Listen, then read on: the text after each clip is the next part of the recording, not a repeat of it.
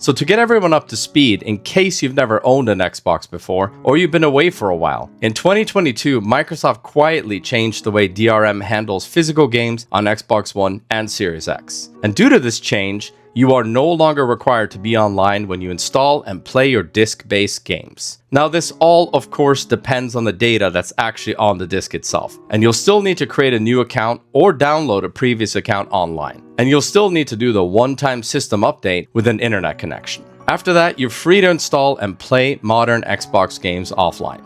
Last time, we focused on Xbox One games from our collection that we had never tested offline before. This time, we're moving on to more ambiguous Xbox Series X, Xbox One physical releases, in most cases known as smart delivery discs. The main objective here is to identify what is actually on the disc and what is required to download from the internet. We also tested if you can play these games offline. And lastly, we also looked up the prices for these physical releases today to see if they are worth adding to your Xbox collection.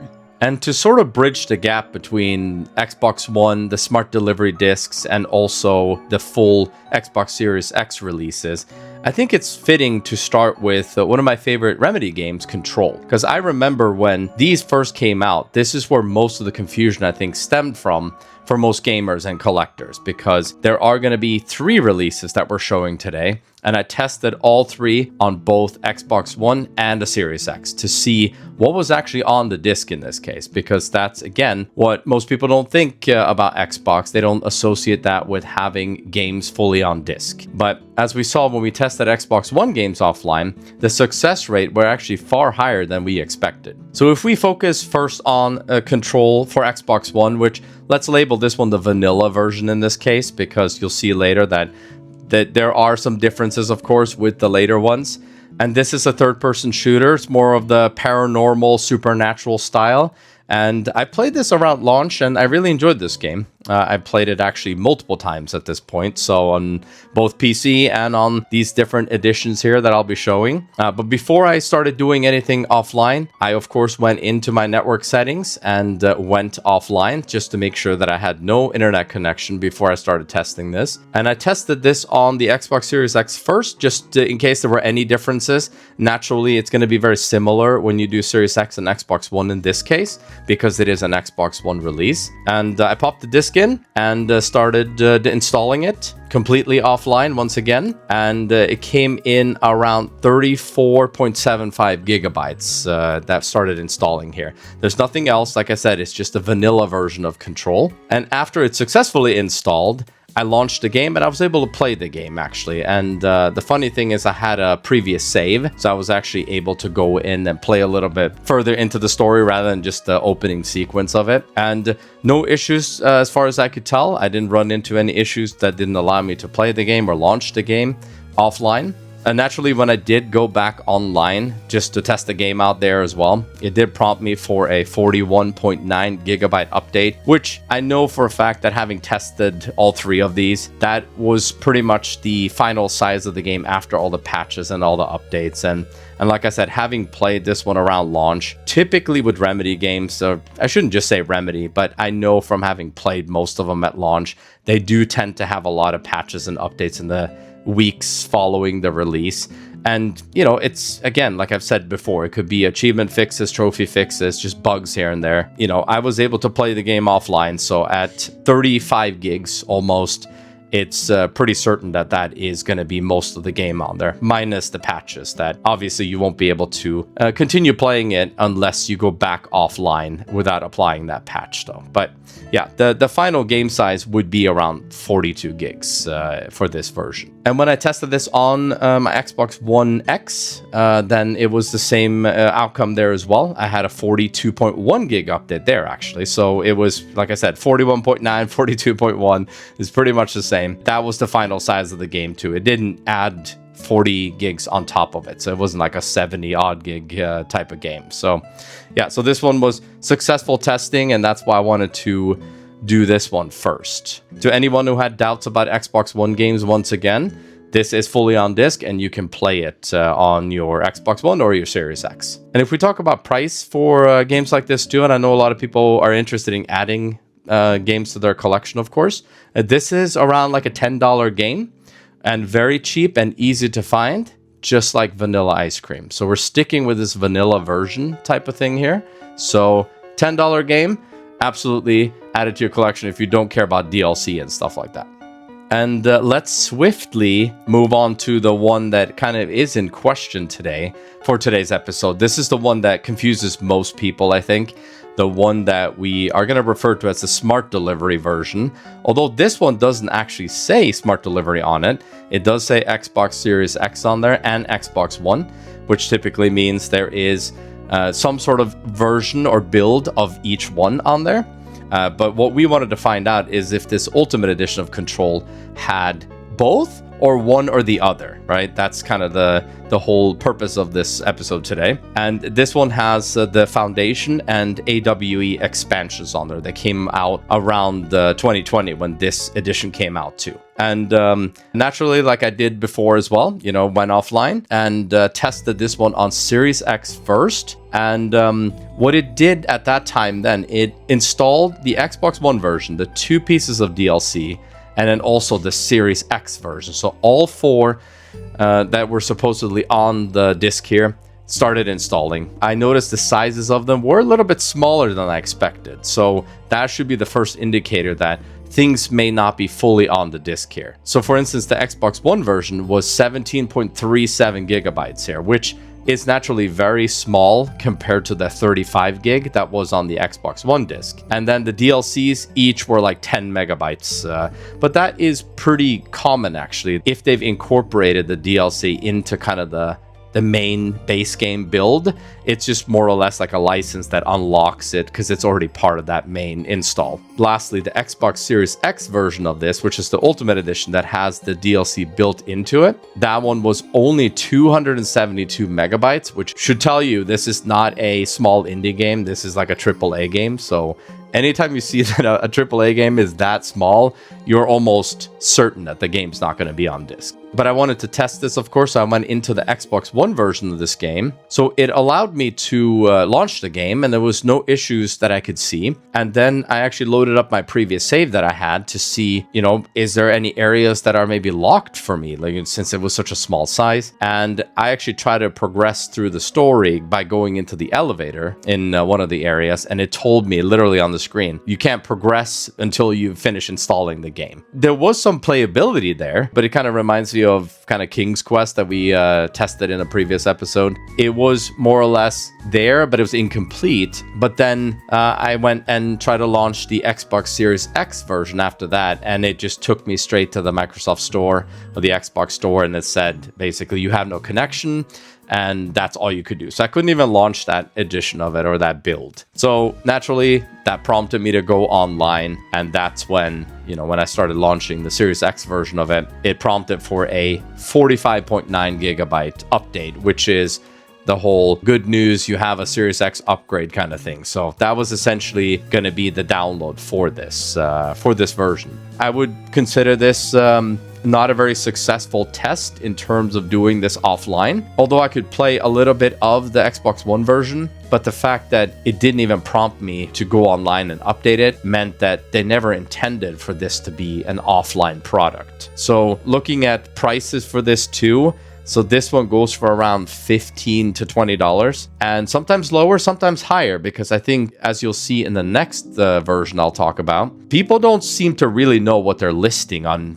something like eBay, for instance, because they might think that they're interchangeable. They think that this smart delivery version here is the same as the Xbox One version. So you might get lucky if you look on eBay and maybe they have this lower or higher, depending on when you look at it. This is going to be a version that it's hard to recommend for people who are collectors, offline gamers, because you won't be able to get much out of this. So if you are going to be online and you're going to be playing for achievements, because essentially this is a great deal if you are an achievement hunter and you do the Xbox One version with DLC and the Series X version with DLC, then this is a great deal actually for $15 to $20, because you essentially get 2 different stacks for this one. But if you're going to be an offline gamer, this is not the version for you. And lastly, we of course have to talk about the third release for this game, because 2 weren't enough. Let's do a third one. So this is the Xbox Series X version of Control Ultimate Edition. And again, comes with the Foundation and AWE expansion packs. And this one should be pretty straightforward if you know what you're looking for. If you're confusing it with the previous one that we tested, then you're naturally not going to think there's anything on this disc either.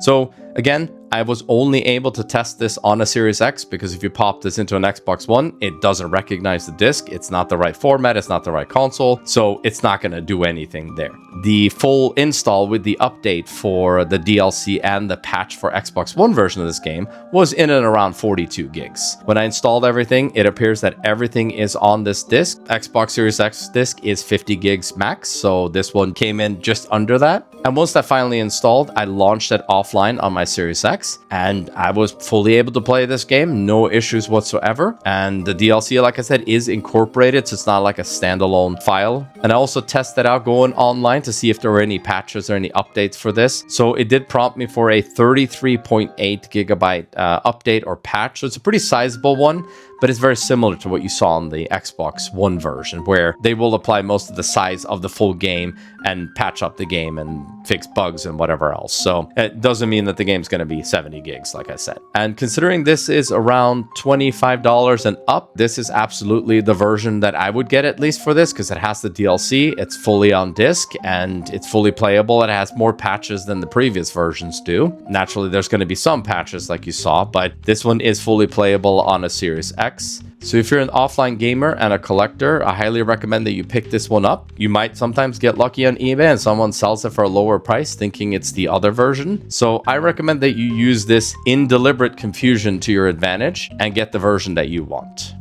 We thought it might be interesting to test one of the newer games that we recently purchased for our collection. So we went with Little Nightmares 3.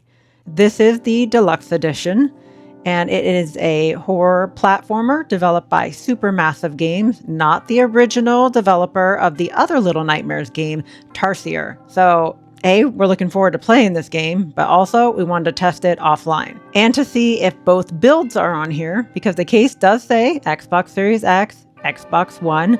It does not say Smart Delivery anywhere on this case. This one did come with some add-on content that, as we see in the case here, but this comes with a code that you have to redeem online. One of the best parts about Little Nightmares 3 is it is a co-op game. However, it is online co-op only. This is not a couch co-op game. So we know that if we want to play this game as a co-op experience, we are going to have to go online. However, it's still worth seeing what's on the disc and how much of it we can play offline. First, I tested it on the Xbox One, and this game did something a little bit different than any of the other ones I've tested so far. Whereas when I clicked on the disc little icon, it actually brought me straight to the install screen to where I could check the boxes of what I wanted to install. And didn't even know exactly what that additional content would be. There was just 2 Little Nightmares. One looks like it's probably the game. The other one just says add-on. So we were kind of curious to see what that add-on was going to be. It came in around 11.78 gigabytes for the game, and it was 10 megabytes for the additional content on the disc. We do believe the additional content is probably the costumes or the costume DLC, but that's pretty cool that they had the costumes on the disc as well, so that you can get those offline. Was able to launch Little Nightmares 3 without any issues, able to play it again, no issues. Everything was playing as it should, you know? It's just you couldn't go into the multiplayer, right? It gave you an error message, I think. Yeah, that's the only time we really get like an error message is when you try to say play multiplayer, then you have some issues there. But you can go into the extras, you can see the costumes that you got off the disc. And after testing this one out, I have to say I'm pretty excited to play this game. But since we do want to play this one in co-op, we are going to have to go online. And so we did go online to test this out as well. And once we went online, it prompted for a 7 gigabyte update on the Xbox One. And just like the other games, I wasn't able to go back in and play the game unless I did apply this update. And then moving on to the Series X install, it did just the same thing as Xbox One, where when I clicked on the little disc icon, it brought me again to that install screen to where I got to choose what I actually wanted to install. Now, the Xbox Series X version of this was slightly larger. So the install for that one is 15.42 gigabytes. I did notice that the game icon did suddenly get an XS overlay on top of it. And that would be an indicator that this is actually the Series XS version of the game. So once this finished installing, I tested it out again offline. Game launched without any issues. I began playing it again. This time I played a little bit longer. I wanted to go a little bit further and see where else this game was going because I am pretty excited to start this one. But yeah, played without any problems at all. So after that, I went back online. And once I did go online, it prompted for an update of 8.1 gigabytes. So in conclusion then, so both of these were on the disc. And after this test, it's very promising because we actually recently pre-ordered Hollow Knight Silksong, which kind of has the same Xbox Series X, Xbox One on the case. And if you don't know that about these AA indie releases, they don't tend to do them on Xbox anymore. So when we saw that Hollow Knight Silksong was getting a release on Xbox, we jumped on that right away and pre-ordered it. So we're very hopeful that a game like that would also be similar to Little Nightmares 3, that both builds will be on the disc. Because Hollow Knight Silksong, last time I checked, it's only around 8 gigs, so it's even smaller than this game. And technically, since the game has already come out digitally, it should fit on the disc just like this game. So we're very hopeful, and we're wanting to encourage people to look at physical releases like that, like Hollow Knight Silksong, and pre-order that, because that's just telling manufacturers, publishers that we want to see more of this kind of stuff, So it's not just for Nintendo Switch and PS5, it's also for Series X and Xbox One. So it's just something we wanted to mention in relation to this test, that it's going to be likely that the builds are going to be similar to this one. So Little Nightmares 3 comes in around $20 to $25, but since this is a relatively new game and not a low print run with 2 different physical releases, I think it's definitely worth it. Also, we're looking forward to the online co-op. This next one should be a fun one, and one I've actually been looking forward to talking about and testing for a long time, and that is Metro Exodus Complete Edition. And on the case here, there's just a bunch of information, so let's just go through that real quick. This has Xbox Series X, Xbox One on there, 4K Ultra HD, HDR, and also, of course, the smart delivery on there. And at the very bottom, it says requires download. So they're trying to set us up here, at least for the proper expectations of this physical. And I had to buy this one actually from the UK because the North American version, NTSC version, has been kind of more difficult to find, and it's been sold out a lot of places. I do think the price has gone down a little bit lately, but we can talk about that in a little bit. And this physical release actually has 2 discs, so I was very curious to see what was kind of spread across the 2 discs and what was actually on here. And no download codes or anything like that in here, so that's setting us up hopefully for a little bit of a better outcome here. And Metro Exodus is, of course, a game by 4A Games, who made all the Metro games, and I absolutely love the Metro series.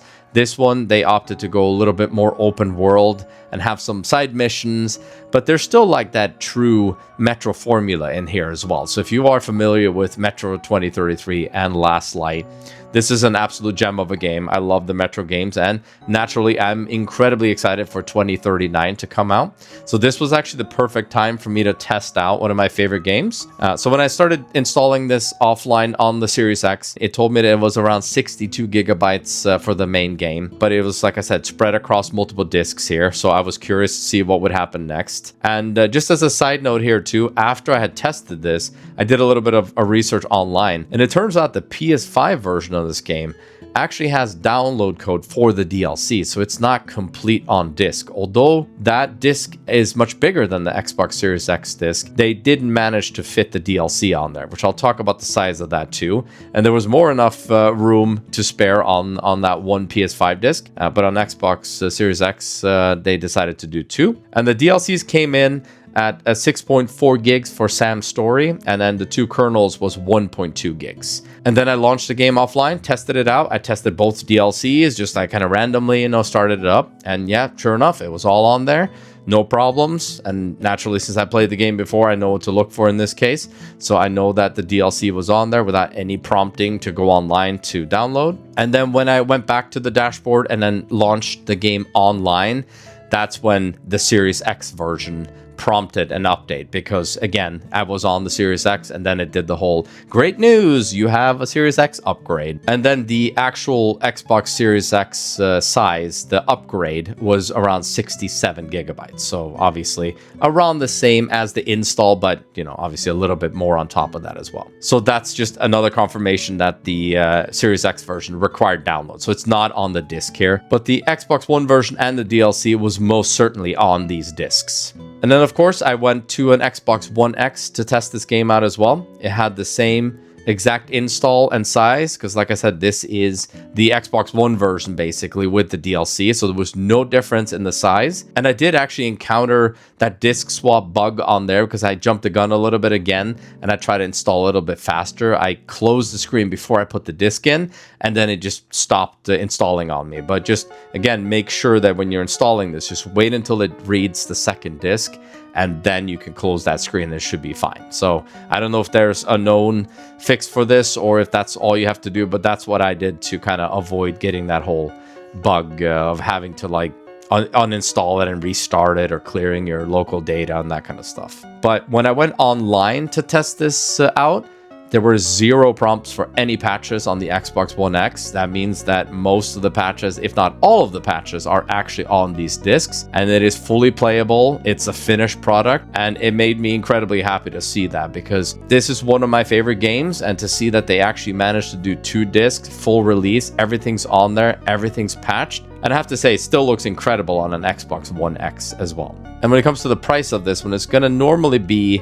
around $40 to $50. So however you play this, I highly recommend this one, and I highly recommend you get this one right now. And considering this is a complete edition, this was kind of a big win for Xbox when it comes to physical games. I went with the godfather of the Souls-like games developer From Software and decided to test out Elden Ring offline. This one also says smart delivery right on front of the case. I mean, Elden Ring, obviously very popular Souls-like game, like we said. So I've heard a ton about this game, but I actually have not even tested this one out yet. I think the last From Software style game I played was probably Dark Souls back on the PS3. So, but let's not forget their all-time best game, Chrome Hounds, on the Xbox 360. Absolutely, we just recently covered Chrome Hounds, and that's really where From Software started, we think. So I tested this one offline first on the Xbox One, and it was a little bit smaller of an install than I was expecting. It came in at 29.77 gigabytes, so that was a little bit unique. I was curious to see what was going to be playable for this game, and once this game fully installed and I launched it offline, it seemed like it was playing fine. However, it does have a lot of cinematics in the beginning of the game. And there is this one battle that you go into right off the bat. And I think you're supposed to die in this battle.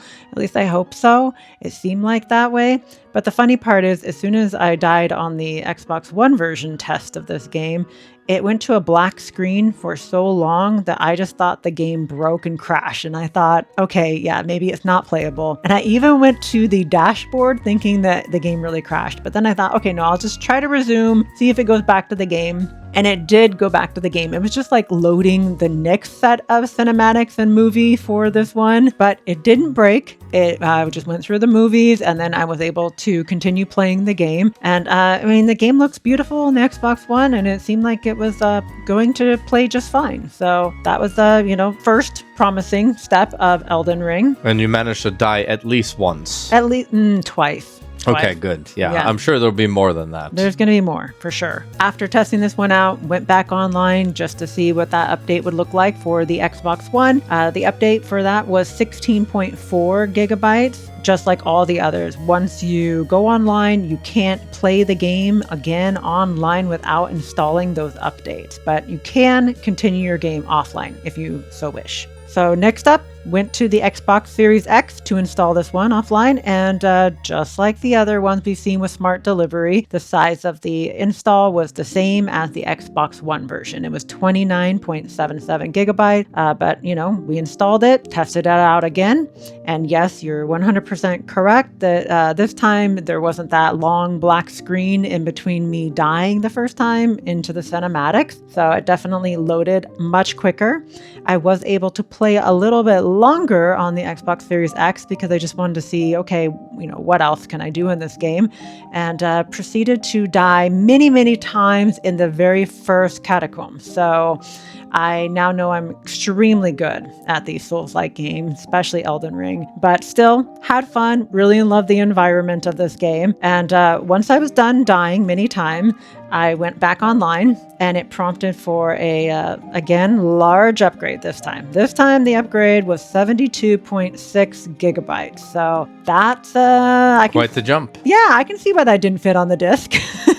And they definitely would not be able to fit both builds of this game for sure on this one disc. But you can go back offline and play the Xbox One version on your Series X if that's what you want to do. It makes me curious, though, now that we've done a few of the Smart Delivery ones here, if it is fully on disc, if it's just incredibly compressed, or if they are mostly like the Control edition we did in the beginning, that it's going to prompt you at some point. So naturally, we would have to play through a lot more of these games to fully test that. But the whole goal here and the main objective was to just see what is actually on the disc. Do you have both versions on there, or just the Xbox One version, which I think most people think there's nothing on here. Yep, very good point. And that would require way more time for these videos if we decide to go that far into it. Mm-hmm. Elden Ring prices around $20 to $30, and unlike a lot of From Software releases, there seems to be plenty of this game out there in the wild or online. I mean, you can get this one new or used pretty easily, and especially since they keep releasing physical editions of each of the newer versions / DLC versions of these games. So you shouldn't have a problem finding Elden Ring at all, but if you're looking to get this game even cheaper, I mean, you can wait again until Black Fridays, and I bet you Black Friday sales will be giving some really, really good deals for Elden Ring. We plan on doing many more of these types of videos, so make sure that you subscribe and like, and if you're on your phone, even hype this video to give us even more exposure. If you want to learn more about this process that we're doing right now with the offline testing, don't forget to check out this video and how we tested games from our Xbox One collection completely offline. The results may surprise you.